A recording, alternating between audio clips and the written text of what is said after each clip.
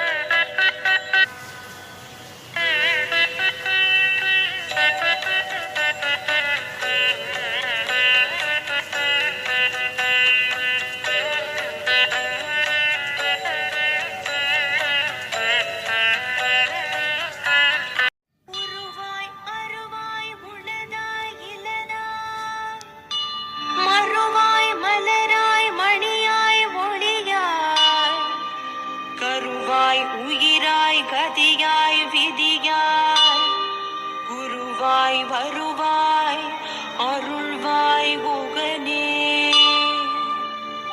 எமக்கு